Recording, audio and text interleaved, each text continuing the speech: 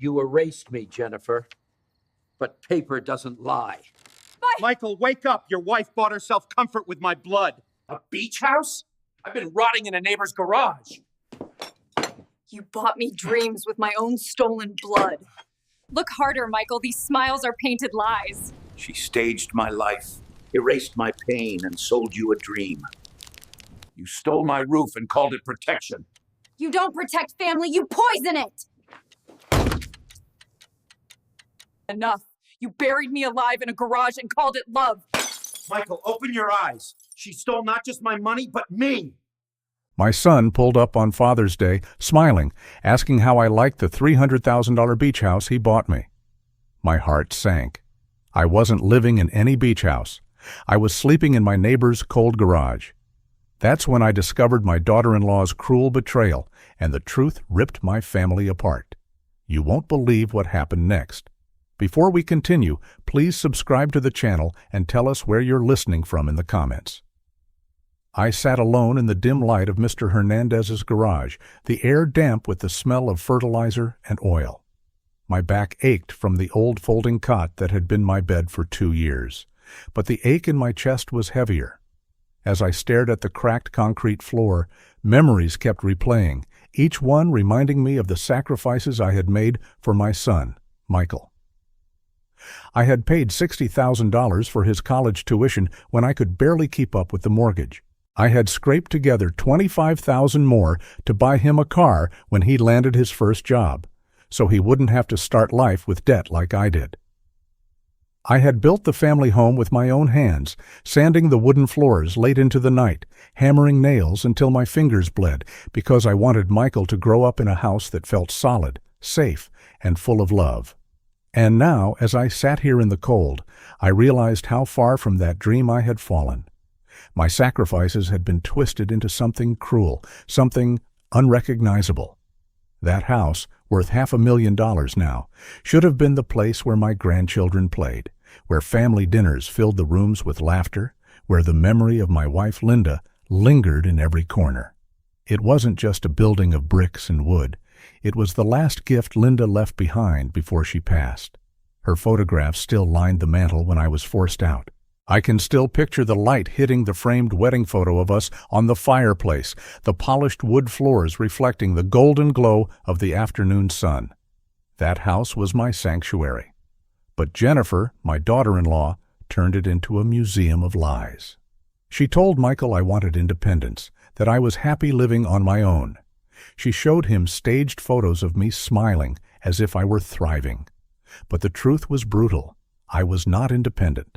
I was invisible. That house, my house, had been stolen by deceit, and in the process, my bond with my son was severed. He believed her. He didn't see me, and nothing cuts deeper than being erased from your own family. At first, I felt nothing but shock and shame. How could my own son not see through her stories? How could he not wonder why I never called? Then anger crept in, sharp and unrelenting. Jennifer hadn't just taken money. She had taken Michael's trust. She had taken my dignity. Sitting there in the garage, I felt abandoned, but as the hours passed, something began to change. I realized Jennifer's greed wasn't just about the $300,000 Michael thought went into a beach house.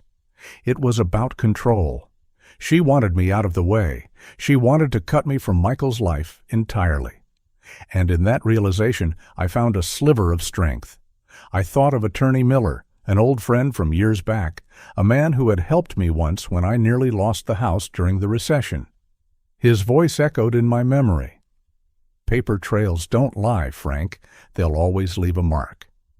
If Jennifer thought her lies erased me, she was wrong. I was still here, and I still had options. The emotions came in waves, heavy enough to drown me if I let them. I felt humiliation, like a man stripped bare in front of strangers. I felt rage, hot and sharp, like fire under the skin. And then the loneliest pain of all, the quiet emptiness of being forgotten by your own child.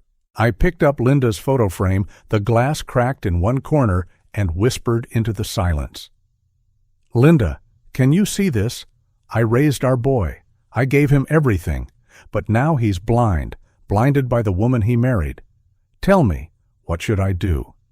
My voice broke, but in that moment I felt her presence, not in words, but in the calm that settled after I spoke. It was as if she reminded me that I wasn't powerless, that the man who built floors, who carried bricks, who worked 2 jobs to send his son to college, was still inside me. Betrayal could wound me, but it could not finish me. Later that night, my hands trembling, I opened the drawer of the old desk I kept in the garage.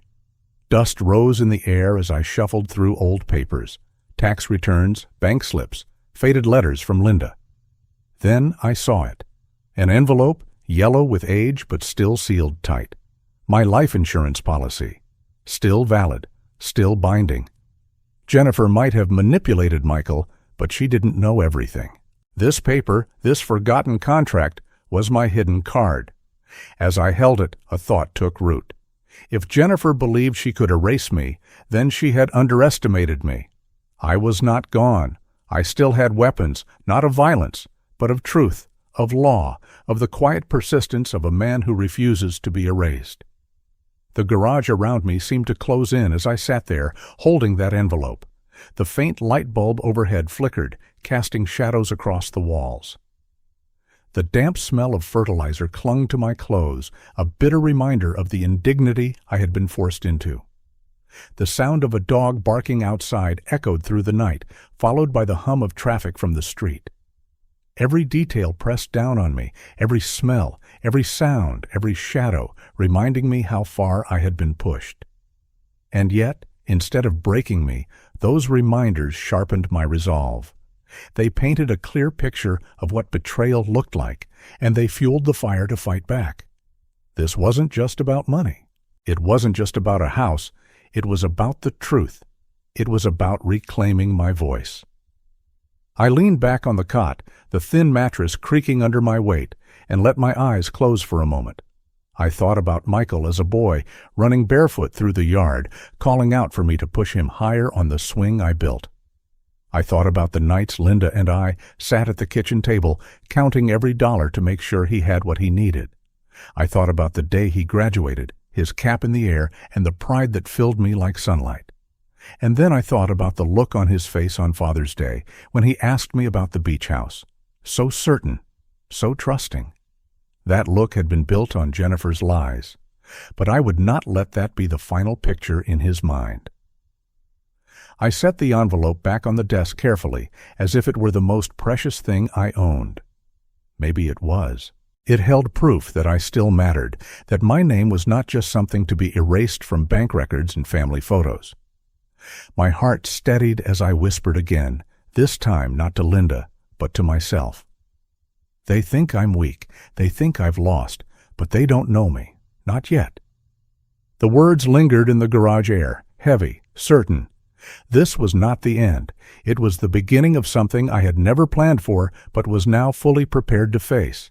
And as I sat there, surrounded by the cold walls of a garage that had become both my prison and my refuge, I knew one thing for sure.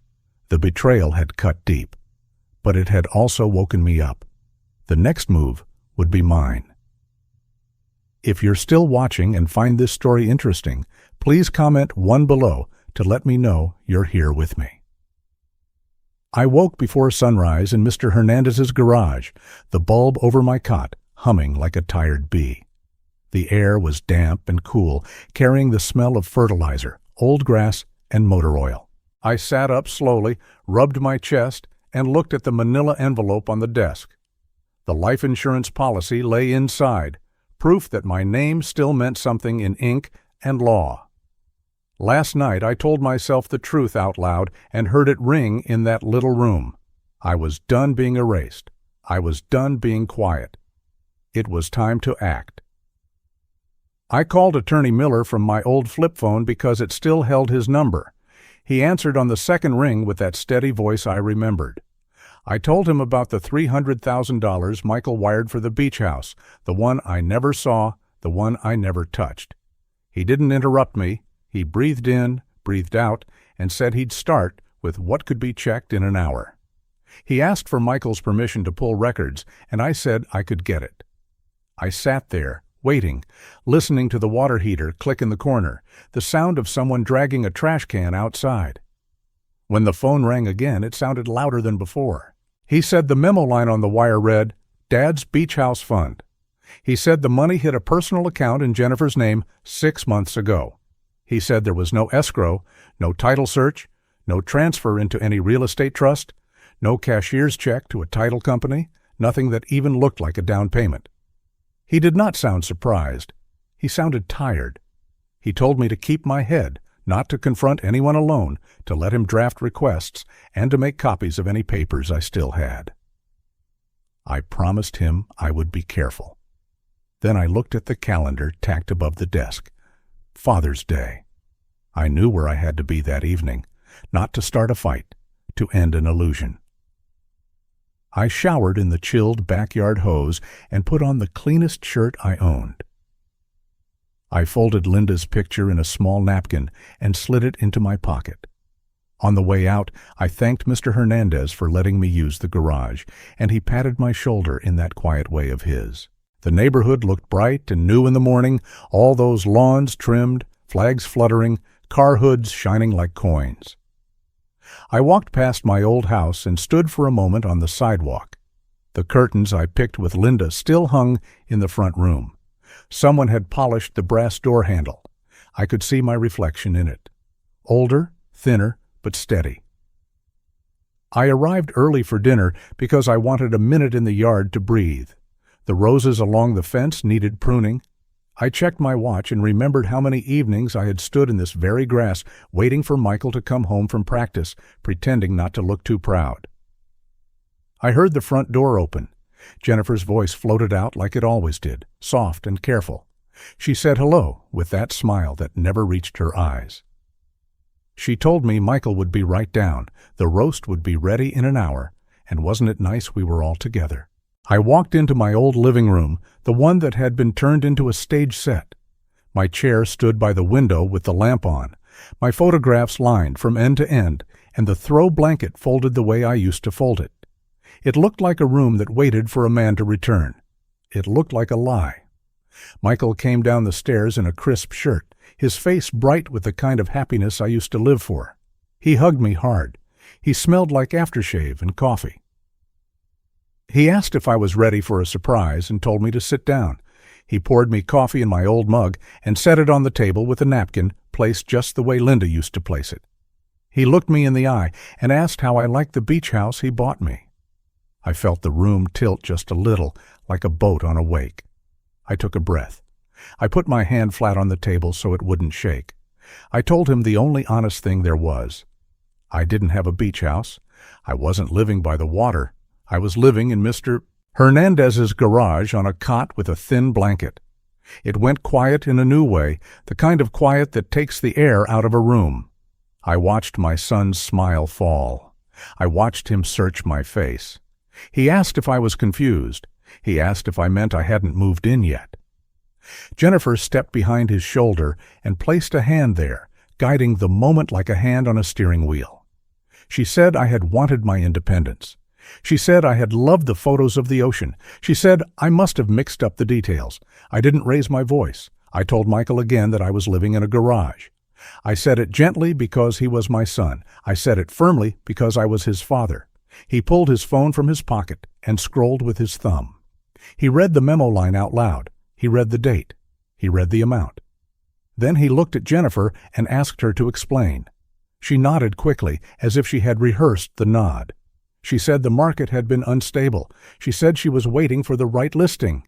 She said it was safer to hold the money. She said she had been protecting him from stress. She said she was protecting me, too. She kept saying the word protecting until it sounded like something else. She walked to the sideboard and took out a photo album I hadn't seen before, thick and glossy with a blue cover. She laid it in front of Michael, then opened it like a magician. There were pictures of me in a yard with flowering shrubs. There was a window with white shutters in the background and something blue spread beyond. In the second photo, I was holding a spade and smiling widely, the way you smile when someone asks you to, the way you smile when you want to be polite. The third photo caught a sliver of ocean at the edge of the frame. Michael's face changed in little pieces. He turned pages. He nodded. He said, "There, see?" I looked harder. The grass line had a hard edge. The sky in one photo was not the same blue as the sky that touched the water. My old hands held a spade with a nick in the handle, which I had fixed years ago. The shutters were the same style as the ones on my old house. The light fell on my face in a way I recognized. It was the same late afternoon light from the living room window. I told him those pictures weren't real, not the way they were being sold to him. I told him the yard was mine. I told him the background was pasted on like a travel brochure. My voice shook, not from anger, from grief. I said the words Museum of Lies because there was no other way to describe what I was looking at. A display built to keep a visitor comfortable. A display built to make a son look and move on. He glanced back at the first photo and tilted it close to his face. He traced the line where the sky met the blue water. I saw his hand begin to tremble. He didn't say anything for a long time. Then he closed the album and set it down like it was something that might stain his skin. He asked Jennifer if she had the realtor's name. He asked which company handled escrow. He asked for the inspection report. His voice got very quiet, the way my voice gets when I am angry. She said she had the folder in the office. She said she would get it right now. She stood up, left the room, and did not come back for several minutes. I could hear the office drawers opening and closing. I could hear paper moving. I could hear the careful sound of time being bought. When she returned, she had a slim folder with crisp edges. She placed it in his lap. He opened it and found printed listings from a website, a handwritten note about a viewing that never happened, and one photo of a house I knew was 3 states away because Linda and I had once dreamed about driving to see it. There were no contracts, no signatures, no letter from a bank. Michael stood. He didn't raise his voice. He asked where the money was. He asked it once. She said investments. He asked again. She said savings. He asked a third time. She said she could explain if he gave her a second. He told her she had had 6 months.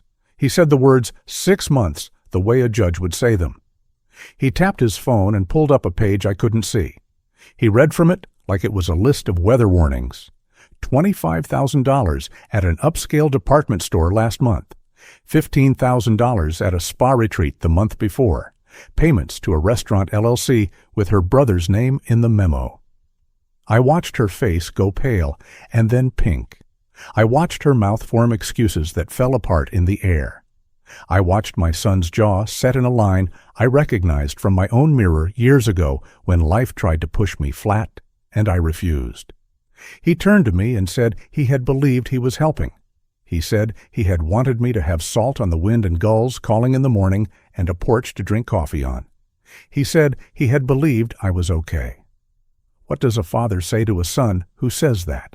I told him I knew he meant well. I told him he had been lied to. I told him I was still here. Jennifer told him he was overreacting. She said the department store purchase was for a fundraiser outfit. She said the spa charges were for stress. She tried to place her hand on his arm again to steer. He stepped away.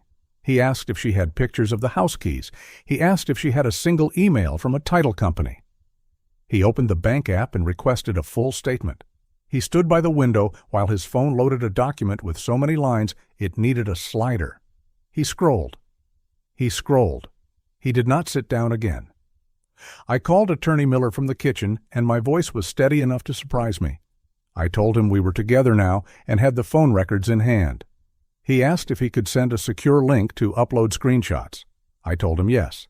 He asked if he should call the bank's legal department. I told him to do it. He said to remind Michael to forward the initial wire confirmation and memo, the one with the phrase, Dad's Beach House Fund. I watched Michael email it across the room with his thumb, fast and hard. Jennifer kept talking while he did. She said she had meant to help me. She said she was protecting our future. She said the market had been too hot to buy. She said many things, and none of them answered the simple question, where did the money go? I walked back into my old living room and stood by my chair. I ran my hand along the armrest I sanded long ago. I remembered the smell of sawdust and lemon oil. My heart did something small and sharp. Then it settled. I said one sentence without looking at her. They think I'm weak, but they're about to learn what a mistake that was. I didn't shout it. I let it sit where it landed, on the wood, on the carpet, in the space between us. Michael asked her to bring every statement she had. He told her this was not a conversation anymore. It wasn't accounting. He told her he was calling the bank. He told her he was calling a lawyer. He told her there would be no more talk about protecting anyone without proof.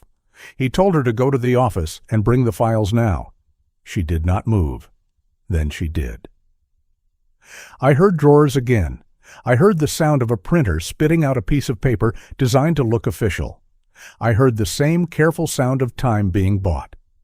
While she was gone, I took a slow walk around the room, my hand trailing along the back of the couch, the edge of the photographs, the cool glass of the framed wedding picture of Linda and me. I could almost feel her fingers slip into mine. I don't know if that was memory or hope. I whispered to her, not loud, not dramatic. I told her I was going to fix this as best I could. I told her I was going to stand up straight. I told her our boy would see us clearly again. Jennifer returned with a second folder, lighter than the first. Michael opened it. He found a printed email draft that had never been sent and a spreadsheet with blank fields. He looked at her. The air in the room changed again, the way it does when a storm decides to stop being polite. He called the bank, introduced himself, and asked to speak to someone who could answer hard questions. He set the phone to speaker and let a calm voice walk him through verification. I listened to my son speak like a man who knew where the truth lived and was willing to walk there. He requested a detailed transaction history for the past 6 months for Jennifer's personal account. He asked specifically for merchant names. He asked for the exact dates of the large withdrawals. He asked for the balance on the day the wire hit. The agent said she would email him a secure document within the hour. He gave his email. He thanked her. He hung up and stood still for a long moment. Then he told Jennifer to sit down. He told her to look at him. He told her the album had been a cruelty, not a kindness. He told her he had trusted her because she was his wife, because he assumed the best, because that is what you do when you love someone. He told her the trust had been spent the way the money had been spent, not carefully, not honestly, not for family, for something else. Dinner burned in the oven, and no one cared. The smell of overcooked roast drifted from the kitchen and stung my nose. Time stretched and thinned and then snapped at the edges. I could feel the old house listening. The floorboards I had laid gave a soft groan, as if remembering weight and footsteps and years of winter light. The lamp beside my chair glowed like a small moon. Outside, a lawn sprinkler clicked and turned, as if the world kept doing its jobs while ours paused. The email from the bank arrived with a chime that sounded too cheerful for what it brought. Michael opened it. He read. He scrolled. He pressed his lips together. He spoke softly, almost like a man reading a list of the dead.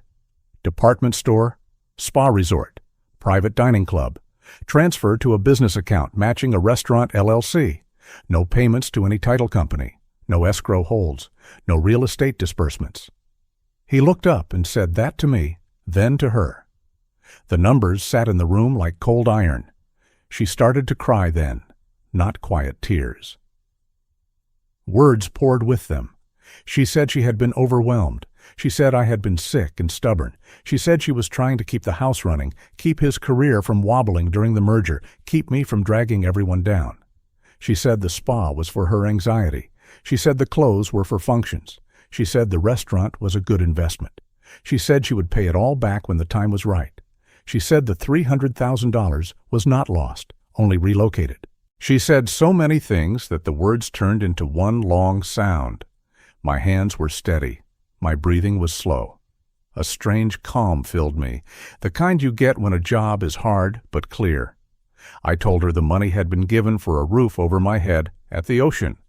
I told her not to use the word relocated about a promise that kept a man warm. I told her I would not raise my voice because I didn't need to. Paper speaks louder than anger. Records speak louder than excuses. I told her there would be more paper by morning. Michael told her he was moving me back into my house that night. He said it like a door closing. He told her he would sleep on the couch if he had to. He told her we would speak to lawyers in the morning. He told her to leave my chair alone. She said it was everyone's chair. He shook his head once. When the room finally emptied of words, I walked to the sideboard where the album lay. I opened it to the second page and looked at my own smile. I touched the edge of the photograph and felt nothing. I closed the cover gently, like you close the lid on a box you're done with. I turned to Michael and told him I needed 10 minutes in the office. I took the folders, sat at the desk where my bills used to be paid, and texted the documents to Attorney Miller. He replied with a brief message that felt like a hand on my back. He told me he would draft a preservation letter to the bank and to the restaurant's managing agent. He told me to gather any mail with my name on it that had landed here by mistake. He asked if I was safe. I told him yes. I told him this was my house.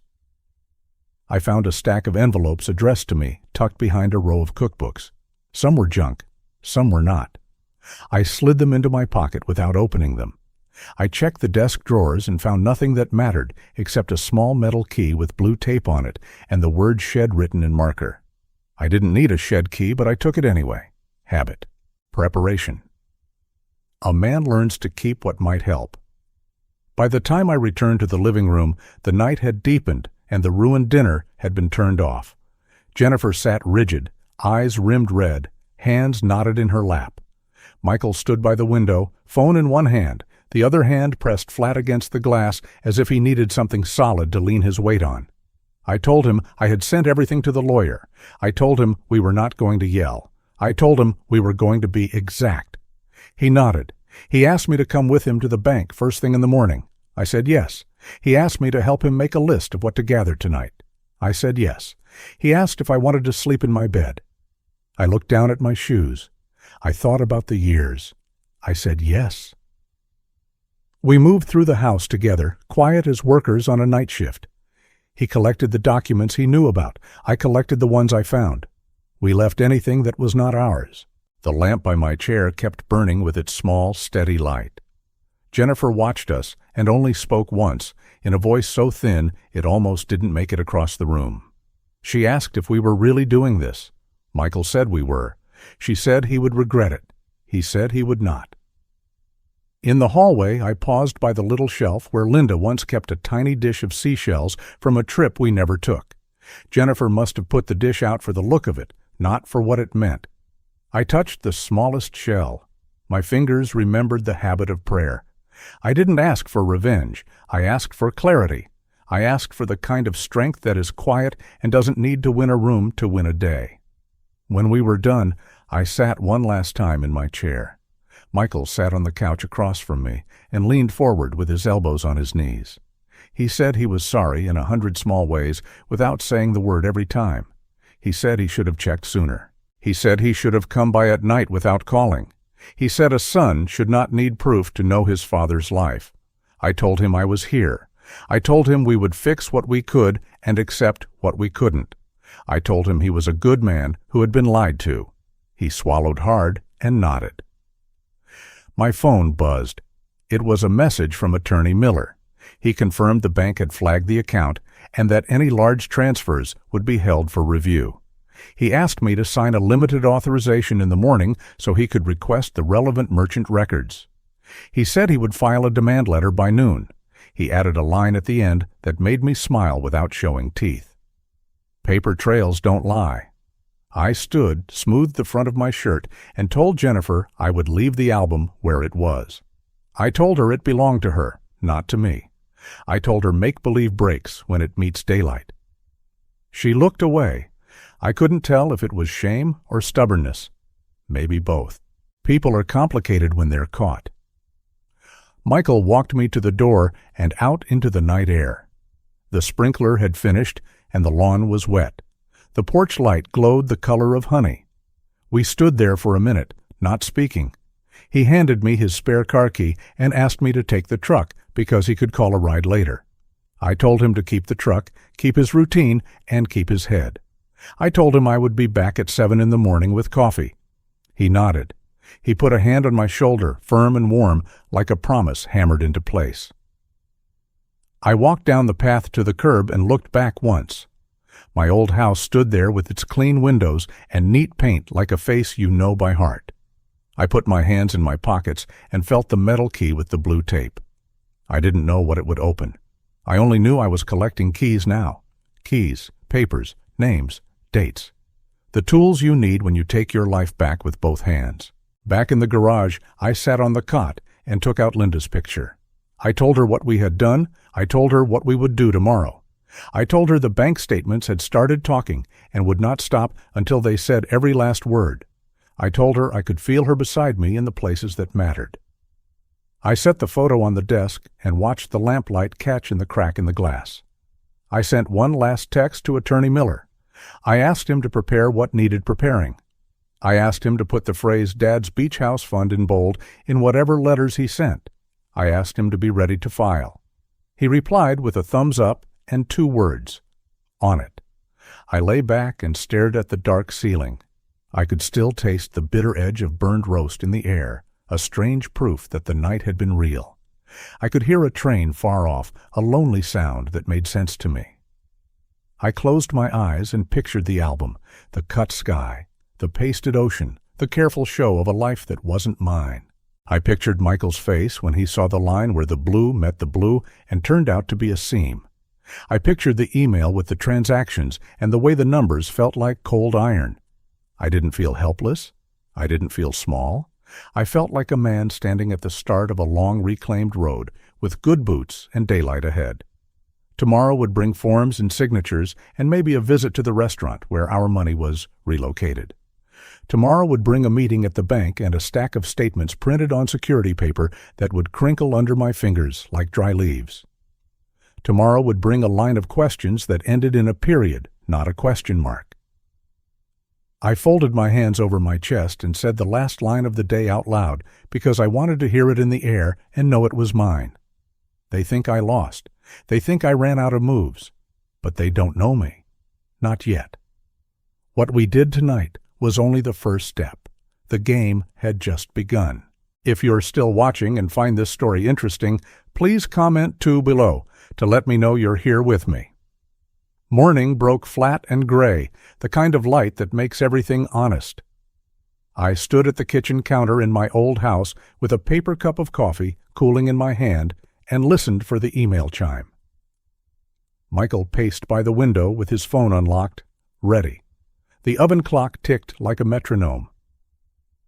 We didn't say much. We didn't have to. We had done the hard thing last night. Today would be the day the paper spoke. The chime came. Michael opened the message from the bank and turned the screen so I could see. Line after line, merchant names, timestamps, amounts that looked like bricks stacked on my chest. The wire with Dad's Beach House Fund hit on a Tuesday at 9:11 a.m. The balance jumped by $300,000. 48 hours later, large transfers began. $25,000 at a department store with marble floors and bright lights. $15,000 at a resort where the robes are heavier than blankets. Payments to a private dining club. A series of transfers to a restaurant LLC that had her brother's name in the memo. Not a single hold for escrow. Nothing to a title company. No appraisal fee. No inspection. Not one step toward a roof by the sea. Michael's jaw worked as he read. He pressed his thumb against the edge of the phone so hard the skin went white. "We're done talking," he said quietly. Not to me. To the room. To the air that held years of holidays and small kindnesses and 1,000 little promises people make when they say family and mean forever. He called Attorney Miller on speaker.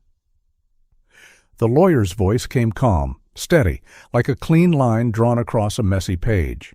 He told Michael to forward the statement. He told him to expect a preservation letter to hit the bank's legal department within the hour. He told us he had drafted a petition for an emergency freeze, along with a complaint for conversion and financial elder abuse.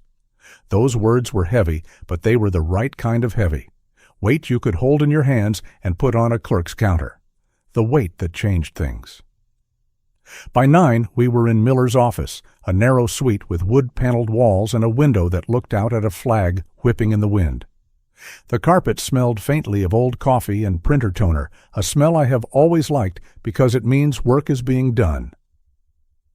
He slid papers across the conference table and pointed at the sticky tabs. I signed my name again and again. My hand didn't shake. A limited authorization for records. A petition for an emergency freeze on funds traceable to the $300,000 transfer. A request for Ellis pendants to keep anyone from selling or borrowing against my home. A demand letter to the restaurant asking for accounting on the $100,000 that had landed there like a suitcase at the wrong gate. My name, in ink, over and over. It felt like laying down boards again, one after another, tongue and groove, making a floor you could stand on. Miller read out the key lines as he checked each page. Funds wired by your son for the specific purpose of purchasing housing for you, converted to unrelated personal and business expenses without your knowledge or consent. Misrepresentations made to your son to conceal living conditions and health care needs. He lifted his eyes. This next exhibit matters, he said, and placed a thin stack of papers on the table. It was my hospital discharge from a month before, along with the intake page I had never seen. Under Emergency Contact, Jennifer's name appeared. Next to Family to Notify, a box was checked. Do not disturb, work crisis. There was a shaky copy of the nurse's note. Patient's daughter-in-law requests to handle updates directly. Husband in merger, father prefers privacy. I felt the chair tilt under me. Not from dizziness, from anger that finally had a place to stand. Miller laid a hand near my wrist, not touching, just steadying the air. We will present this, he said, and we will let the judge draw the line that needs drawing. Michael looked like a man who had finally found the words he needed. He took a slow breath and spoke one sentence that wasn't for the record at all. She kept me from my father in a hospital bed. His voice didn't rise. It dropped a little, like a weight finding the floor. We left the office with a neat folder and a plan. The courthouse sat 6 blocks away, red brick and stone, old trees guarding the steps like tired soldiers. Inside, the clerk's counter was high and scarred. The woman behind it wore glasses on a beaded chain and a sweater the color of weathered rope. She stamped what needed stamping and slid the stack back with practical kindness. Judge Collins is taking ex parte matters at 10, she said. 2nd floor, courtroom B. Sit up front if you can. Paper moved. Time moved with it.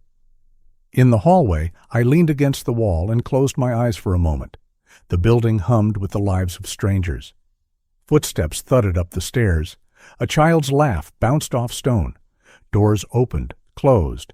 The air smelled like floor polish and winter coats and the little dust that floats in shafted light. I took out the photo of Linda I kept in my wallet, the one of her on the back steps with a chipped mug in her hand and the sun in her hair. I didn't talk long. We're here, I whispered. We're doing it right. I slid her back in place and stood straighter. Courtroom B felt like the inside of a violin, all carved wood and soft echoes. We sat on the first bench. A young man in a cheap suit argued about a traffic ticket with too much heat. A woman asked for a continuance in a quiet voice. Then the clerk called our names. We stood. Judge Collins peered over her reading glasses and read fast. She had other cases to reach. Miller approached the lectern and spoke in the careful music of a man who respects the room. He did not use too many words. He did not use too few. He said conversion, elder abuse, risk of dissipation, and immediate need to prevent irreparable harm. He pointed to the exhibits and let the pages talk. He mentioned the intake note from the hospital and did not dwell on it. He didn't need to. The judge's mouth tightened at that line, then smoothed. Opposing party present? She asked. Jennifer was not there. She did not know. Not yet. The judge signed the temporary freeze and the Ellis pendants with quick strokes and gave the papers back to the clerk. Return in 14 days, she said. Serve immediately. If there's a joint account, separate notices. Mr. and Mrs. will have their say then. But the money does not move today. Her gavel barely touched wood. It didn't need to. Authority has a sound even when it is quiet. I don't remember standing in a courtroom much in my life, but I will remember the feeling of that stamp slamming down for as long as I live. It was not a triumph. It was a relief reaching bone, the kind that makes a man breathe different. Outside, under the bare branches, Miller spoke logistics. A process server would deliver the orders. Certified letters would go out to the bank and the restaurant. Copies to Jennifer's email, to the home address, and to any P.O. box found in her name. "We're not hiding," he said. "We're doing this in daylight." He looked at Michael. "Take your father home. Serve the copies. Be kind if you can. Be firm either way." Michael nodded like a man learning to carry a load without stumbling. We drove back to the house without the radio. The porch light was still on from last night. Sunlight had come and gone, and still the light burned, a small, ridiculous candle in daytime. We didn't knock. We used the key that should have always been mine. Jennifer stood in the foyer in a robe, hair neat, face pale, but composed like a woman waiting for a delivery she didn't order and suspects she won't like. Michael handed her the envelope with the court orders and the bank letter. She took it as if it were hot. She slid the papers halfway out, read the first line, and then the second, and then the part where it said the account containing funds traceable to Dad's Beach House Fund was frozen pending further order of the court. "What is this?" she asked. Calm at first, then with a thin wire of panic running through. "You can't do this. You can't just—" She used the word "can't" like a magic spell. Michael did not blink. "A judge already has," he said. His voice was low. "We'll follow the process. We'll talk in front of the right person. Not here, not like this. Until then, nothing moves." She tried the old move then, the one with the smile and the tilt of the head and the soft hands. She said she had been protecting us. She said she had timed the market. She said the restaurant was a sure thing, and we'd thank her later. She said the spa was a necessity because anxiety can kill a person just as easily as a bad heart can. She said she would open a separate account now and fix it. She said many, many syllables, and not one of them connected with anything solid. Michael let her talk until her words ran out of gas. "Where were you," he asked, "when Dad was in the hospital last month?" It was a simple question that fell in the foyer like a dropped plate. She blinked. "He was fine," she said. "It was routine. They called me. I handled it. You were in a merger. You didn't need that stress." She said the word stress like it was a storm we had to shelter Michael from, like I was the weather that endangered him. I took the folded discharge papers from my pocket and held them out. "There's a box checked," I said, my voice more steady than I felt. "Do not disturb work crisis." I looked at her, not past her, not around. "You made yourself the only door between a father and a son in a hospital hallway." She opened her mouth and closed it. She lifted the papers and read the intake note. Her face changed in a way that made me feel nothing at all. Not pity, not anger, nothing. Sometimes the heart has to turn to wood to get a job done. Michael brushed past us into the kitchen. He opened the desk drawers not to rummage, but to hunt. "Where are the letters?" he asked. The word struck me like a bell, because he didn't say whether there were letters. He said, "Where?" I remembered the key in my pocket from last night, the small metal one with blue tape and the word "shed." I handed it to him. We stepped out back. The winter grass crunched under our shoes. The shed door stuck at the bottom, the way it always had. The wood swells in damp weather. The key turned.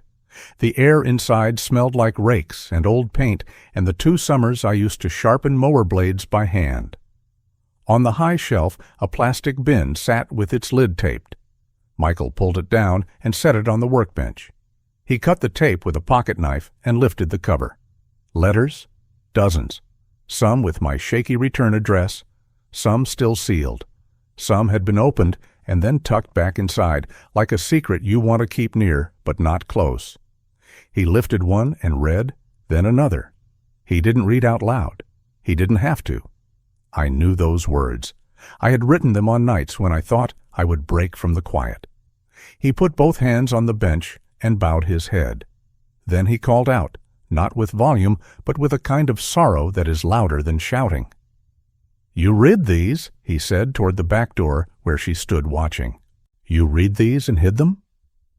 The question moved through the yard, hit the fence, and came back smaller. She said she had intended to share them when things settled down, when the time was right, when Michael wasn't drowning at work, when I wasn't being dramatic, when everything wasn't so much. Time. The word blunted until it meant nothing. Michael gathered the letters like he was gathering a child out of the road. He held them against his chest for a moment, then placed them carefully in a tote. He looked at me, and I saw a man stepping onto ground that would hold his weight, even if the next mile was steep. "We're done," he said. "We deal in daylight now." Back inside, the house smelled like coffee, and a roast reheated badly. The process server knocked at the door with the kind of firm courtesy only years of practice can teach. He asked for Jennifer by name and handed her the formal set with the blue stamp. She signed the little electronic pad with a hand that shook. He said, "You've been served. The court date is listed there. Good day." He left the way a tide leaves, all business. Then came the spin. She cried. She said she had done it all for us. She said she had been alone, carrying responsibilities. She said she had been terrified of losing the life we had built. She said if money had to be used, better to grow it in a business than sink it in a house on the water that would get hammered by storms. She said old age was lonely, and men like me tended to cling and drag people under. She said, and here she made the mistake that stripped the last cover off her, that I was old, and how much future did I really have? The sentence hung in the air, ugly and thin. The kind of sentence that will replay in the heads of people who heard it when they wake at 3 a.m. for years. I didn't shout. I didn't curse. I set my coffee down on a coaster I had carved with a fish years ago and looked at her the way a carpenter looks at a cracked beam. Not with hatred, with certainty. "You stole time," I said. "You stole a son's time with his father, and you spent it like mall cash. You stole words I wrote and hid them like junk mail. You stole $300,000 and called it planning." I picked up the court order from the hall table. This is the start of paying it back. My phone buzzed. Miller again. He had filed the Ellis pendants with the county recorder. The house could not be used like a checkbook now.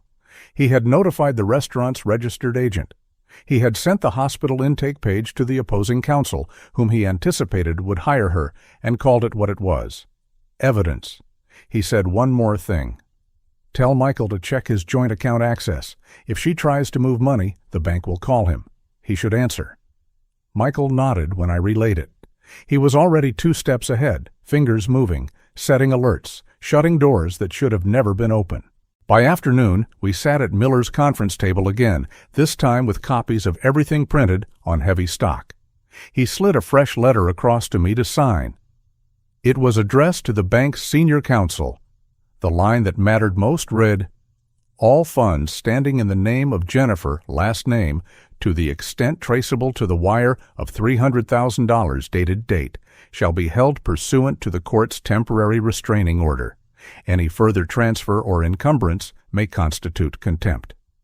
He had highlighted the number. He had bolted the phrase, "Dad's Beach House Fund," because he said sometimes you underline the truth for people who prefer their truth tidy. Michael added his signature. I added mine. Miller notarized the affidavits for the record. He looked at me and asked, "Do you want a sheriff standby to collect essential items from the house?" I thought of my chair by the window, the photograph of Linda on the mantel, and the tools that made me feel like myself. "I want my life," I said, piece by piece. He nodded and said, "Then let's do it right." He called the sheriff's office. He scheduled a time. He did not rush. He did not drag his feet. He moved like a man who knows that speed matters, but care matters more. We went home with the copies in a neat blue folder. Jennifer wasn't there. A car had come and taken her someplace where someone would tell her she could fix this with a good story and a firm tone. Maybe they would tell her to cry at the right moment. Maybe they would tell her to say family a lot, as if the word itself were a deed. The house was quiet in a new way, not the breath-holding quiet of shock, but the decompression of a lie that has lost air. I carried my chair a few inches to the left and put my hand on the wood. The grain felt like it always had, smooth as a river stone. I took Linda's photo from the mantel and wiped the glass with the edge of my shirt. The crack caught the light and turned it into a tiny lightning bolt. I set the picture on the table at my elbow. I poured coffee into my old mug and sat. Michael stood in the doorway and watched me, then sat on the couch with his hands folded like a man in church. We didn't say much. We didn't have to. The sun slid across the floor like a slow brush. My phone buzzed one more time. Miller again. "We got a confirmation," he said. "The freeze is in place. The restaurant's agent acknowledged receipt. If they move a dime, I'll know. Also," I pulled the hospital's call log. They tried Michael's number once at admission. The call was canceled by the person listed as the contact. That's in the file now. He didn't need to say more. Paper trails don't lie. Evening came early, the way it does when your mind is tired. I stepped onto the porch and breathed the cool air. Down the block, a kid wobbled on a new bike, while a father jogged beside him, one hand ready to catch the seat if it swerved. Life was still happening in simple ways, all over, even on a day like this. Michael joined me. He said he didn't know what the next 2 weeks would look like, but he knew what the next 2 hours would. We would eat something that wasn't burnt. We would make a list of what to pack for a possible sheriff's standby. We would sleep. I said that sounded like a plan made by a man who had learned something. Inside, I opened the blue folder and signed one more page Miller had tucked in. It was the formal complaint for conversion and financial elder abuse. The last paragraph read like a door closing. Plaintiff seeks full restitution, injunctive relief, costs, and any other relief the court deems just. Just. A small word with a wide back. I set the pen down and looked around the room that had been used as a set and felt the walls shift back into place, as if the house had been waiting for me to sit in that chair and sign my name. Jennifer came home near 9 with a hard look on her face and a manila envelope tucked under her arm. She said her lawyer would be in touch. She said we had embarrassed her with service at the door. She said we were tearing apart the family. She said if we went to court, she would tell the judge I was unstable. She said the hospital note wasn't a big deal. She said I was old and people my age should be grateful for any care they get. She said a future built on pity isn't much of a future anyway. She said so many things. In the end, she went upstairs and closed a door a little too loudly. I heard her moving in the closet like someone packing or pretending to. I stood very still and let the words pass by like the wind. I looked at Michael. He looked at me. "They think I was weak," I said. "They thought they could control the story because I was quiet and tired and alone. Now the story belongs to the paper and the judge and the truth." He nodded. "They thought you were alone," he said. "You're not." I washed 2 plates. I made a sandwich. I ate half and wrapped the other half for later. I watched the night settle on the yard and thought about the day ahead. Sheriff's standby, bank meeting, maybe a visit to the restaurant, not to make a scene, just to put eyes on a place my roof money had gone to grow someone else's dream. I thought about the letters in the tote and how I would keep them in my workshop once the dust settled, not because I wanted to reread my own hurt, but because I wanted to remember that a quiet voice on paper can save a life if it reaches the right hands in time. Before I went to bed, I took out the life insurance policy and slipped it into the blue folder behind the court orders. It wasn't for today. It might never be used at all. But it was a reminder that not everything about my future sat in someone else's hands. I stood by the window and watched the reflection of my chair, the lamp, and the photo. I whispered to Linda without moving my lips, just enough to feel the words in my chest. We didn't win, not yet, but today we stopped losing. I turned off the lamp and let the room go soft. The house made its small night sounds, wood settling, heat ticking, the faraway sigh of a refrigerator door sealing. I lay down in my bed and pulled the old quilt up to my chin. It smelled like cedar and a little like soap. When I closed my eyes, I could still see the judge's signature, dark and clean, cutting across the page. I could still hear Jennifer using the word future like a weapon and then watching it fail in her hand. They will say tomorrow that it's just money.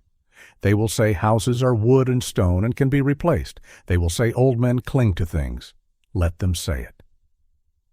I know what moved through that courtroom and through this house today was larger than dollar amounts and plaster. It was my dignity getting its shoes back on. It was my voice choosing to stand on the floor I built and speak where it would be heard. And as sleep pulled at me, I held one thought like a warm coin in my palm. She doesn't know the last piece yet. She doesn't know what Miller found in the call log or what the restaurant's books will show when sunlight hits them. She doesn't know that a man who has been dismissed learns to collect every small key. They don't know I'm holding something that will change everything. Not yet, but they will. Feeling unseen and dismissed is heavy, isn't it? If you believe every person deserves justice and to be heard, comment the word justice. Now let's see what they do to change it. If you're still watching and find this story interesting, please comment 3 below to let me know you're here with me. The ink was barely dry on the judge's order when I felt the weight lift. For the first time in months, maybe years, I could breathe without the knot in my chest. The freeze was official. Jennifer's grip on everything I had built, everything Linda and I had dreamed of, had been broken by the swing of a gavel. My house, the one worth $500,000, was mine again. Not hers, not under her name or her schemes. Mine. The wall seemed to sigh with me, as if the house itself had been waiting for the truth to be spoken in daylight. Michael showed up that same evening with a small suitcase and baby Frank bundled in a quilt. He didn't knock. He used the key, the way the family should. When I saw him standing in the doorway, his face drawn but determined, I felt something inside me soften that had been clenched for too long. He didn't have to say a word. By stepping back inside, he said all that mattered. "I'm home, Dad." The baby stirred, let out a soft cry, and for the first time in a long while, I felt the sound of life fill the air instead of the sound of betrayal. The days after the court's decision unfolded slowly, but with a steadiness I hadn't felt in years. Michael moved into the spare room, the same one he had slept in as a boy when he was sick. The one with the window that caught the morning light just right. I set up a small crib for baby Frank there, sanding down the old wood frame myself until it was smooth enough for tiny hands to grasp. The house, which had been filled with the echo of lies, began to echo again with footsteps, laughter, and the rhythm of family life. This time, it was real. I reopened my workshop in the garage. Dust covered the tools, but my hands remembered every groove, every weight. I started small, cutting planks of cedar and pine, feeling the wood yield under the plane. Then I built something I had long promised myself I would. A rocking chair for the baby. Each curve, each joint was cut with care. As I worked, I thought of Linda, of the way she used to hum while folding laundry, of the way she always believed in the work of hands. I could almost hear her voice saying, "Make it strong, make it last." When I placed the finished chair by the window and rocked baby Frank in it for the first time, I felt freer than I ever had, with any bank balance or deed. Meanwhile, Jennifer's world unraveled fast. Once the orders were served, she tried to hold on. She tried to argue that the money was an investment, that the house was never really mine, that I was too old to understand. But paper doesn't lie. Bank statements, court orders, intake notes from the hospital, they all lined up against her. Neighbors who once smiled at her in the driveway now whispered when she walked by. Friends who had sat at her dinner table no longer returned her calls. Her credit cards, once paid from the account she siphoned, were suddenly declined. I heard from Miller that she moved back into her mother's small house on the edge of town. No more luxury spas, no more dinners with wine that cost more than a week's groceries, just silence and debt. Her name, once spoken with envy, was now spoken with pity. Michael didn't mention her much. He had his own reckoning to face. I saw the shame flicker in his eyes sometimes, the weight of realizing how close he had come to being blinded by promises and smiles. But every night he sat with me on the porch, baby in his arms, and watched the sun sink behind the trees. We didn't talk about Jennifer. We didn't need to. Silence has its own healing. In that silence, I knew he had chosen where he belonged. I had not lost my son after all. He had found his way back to me, and that was worth more than any dollar amount. I found peace in small routines. Morning coffee in my chipped mug, rocking baby Frank to sleep, carving small toys out of leftover wood. The days were no longer filled with suspicion, with wondering where the money had gone, with feeling unseen in my own house. They were filled with something steadier, softer. Peace, freedom. I could walk through my home without feeling like a guest in it. I could look at the walls and remember love instead of betrayal. I could sleep without the dread that someone was plotting my disappearance into a nursing home. The contrast between my life and Jennifer's grew sharper with each passing week. Where I had warmth and renewal, she had coldness and loss. Where I had a grandson's laughter, she had silence. I didn't take joy in her downfall, but I couldn't ignore the balance of it either. Actions have consequences. Lies carry their own weight until they break the person who tells them. In the end, she was left with nothing but the shell of the life she had tried to build on deceit. One evening, as I rocked baby Frank in the chair, I thought about everything that had happened. I whispered to myself, I don't need her apology. I don't need her words. I have myself. Saying it out loud felt like sealing a door shut. I didn't just survive betrayal, I reclaimed myself from it. That was the real victory. Life didn't turn back to what it once was, but it turned into something good, something I hadn't dared to hope for. I began attending the seniors group at the community center downtown. Once a week, we met in a bright hall with wide windows, and I found myself laughing, sharing stories, even teaching a few of the men how to sand wood without tearing the grain. I started to feel like part of the world again, not hidden away in shame. It was a reminder that life has chapters you don't expect, and sometimes the later ones hold the truest lessons. Looking back, the lesson was clear as the grain lines on the chair I built. Family cannot be built on lies. Blood alone is not enough. Respect, honesty, love, those are the beams that hold a family steady. Without them, the whole structure collapses. Jennifer thought she could manipulate her way into a fortune. In the end, she lost everything. I thought I had lost my son, but I gained him back by standing tall. The truth had cost me months of pain, but it gave me years of peace. As I write this now, the baby is asleep upstairs, Michael is in the kitchen washing dishes, and I am sitting in the chair by the window with Linda's photo beside me. I feel her with me, not in the bitterness of betrayal, but in the calm of survival. I know she would be proud that I stood firm, that I didn't let lies define the last chapter of my life. And so, I close this chapter with a sense of calm I haven't known in years. The house is safe. My dignity is safe. My family, the real family that chooses truth, is safe. Jennifer may call, may beg, may try to explain someday, but I know my answer already. I will not answer. I have no need. Some doors, once shut, must stay shut. Tomorrow I will go back to the community center. I will bring the little toy boat I carved for one of the grandkids there.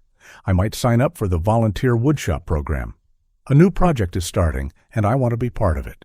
Life isn't over just because betrayal tried to write its ending. Life has begun again, and this time I hold the pen. I don't need them anymore, I whisper into the quiet, my hand resting on the wood of the rocking chair. I have myself. And with that, I am ready for whatever tomorrow brings. The apartment was small, just 2 bedrooms and a modest kitchen, but when I opened the windows each morning and looked out across the park, I felt something I hadn't known in years. Peace. The building itself wasn't grand, worth maybe $200,000, but the value of waking up in a place that was mine, untouched by lies or schemes, was beyond any appraisal. From my balcony, I could see children running along the paths, parents pushing strollers, and older folks like me feeding the birds. It was life in motion, and I was part of it again. No longer hidden away in someone else's garage, no longer silenced by manipulation. This apartment was more than a home. It was proof that I had chosen to live on my terms. I brought my old tools into the 2nd bedroom, turning it into a little workshop. The smell of pine and cedar quickly replaced the faint odor of paint on the walls. My hands remembered the work, steadying the plane, guiding the saw. Neighbors stopped by when they heard the noise, curious at first, then smiling when I showed them the rocking chair I had made for baby Frank. Soon enough, people began asking if I could fix a broken table leg, carve a simple shelf, or smooth out an old chair. The orders weren't big, but they gave me purpose. Each piece of wood I touched reminded me of resilience, of the truth that honest work creates honest pride. I didn't need luxury. I needed this. The grain of the wood under my hands, the sound of something strong being built again. Sometimes, late at night, I would sit by the window and think of Linda. I'd whisper, "You see, don't you? I didn't let them take me down. I didn't let them erase me."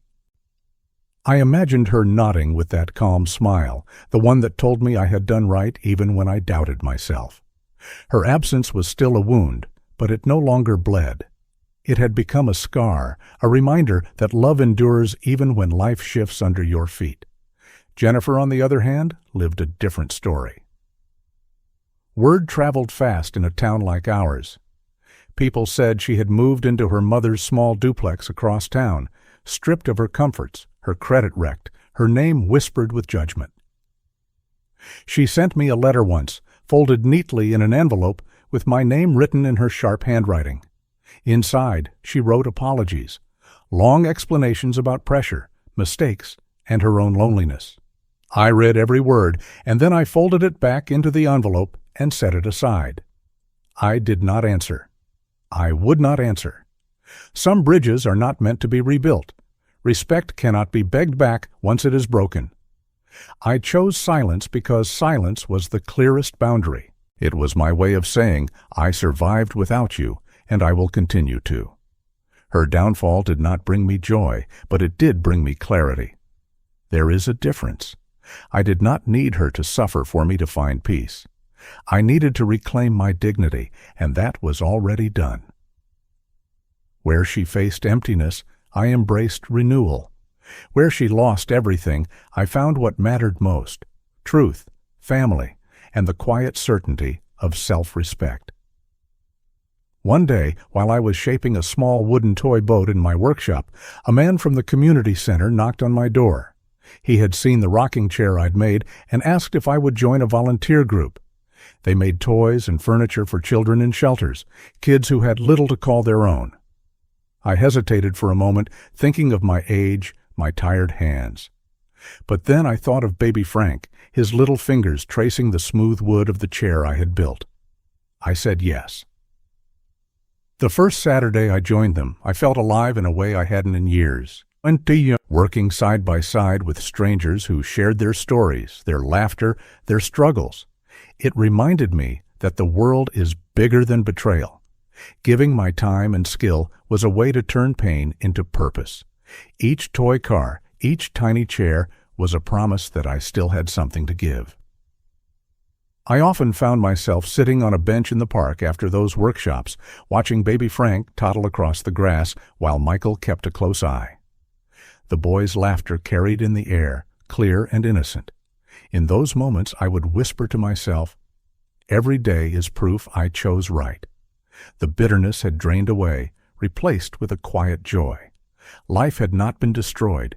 It had been reshaped, stronger, cleaner, free. The lesson stood out as bright as the morning sun. For parents, I learned this. Never give up your self-respect, not even for your children. Love them, sacrifice for them, but keep your boundaries strong. If they are blinded by lies, the truth will guide them back one day, but only if you remain standing tall. For children, the lesson is gratitude. Remember who carried you when you were small, who worked 2 jobs to pay your tuition, who gave up comfort so you could dream. Do not let the words of another erase the truth of that love. And for all of us in this modern world, the lesson is that character is the only inheritance worth keeping.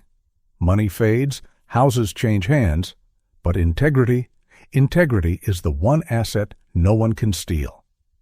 Sometimes I would glance at the unopened envelope from Jennifer, still tucked away in a drawer. I kept it not out of longing, but as a reminder that forgiveness is not the same as forgetting. A reminder that I do not need her apology to live fully. My life had moved beyond her shadow. I had chosen light, and light was enough. As I close this chapter of my life, I look forward with calm. I have a home that looks out over laughter in the park. I have a workshop where wood becomes memory and hope. I have a son who learned too late but came back to stand beside me. And I have a grandson whose smile makes every scar worth it. That is wealth greater than any sum in the bank.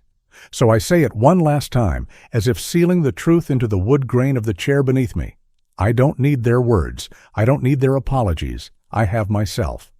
And that, after all the storms, is more than enough. The story has come to an end. I hope it has brought you valuable lessons and insights.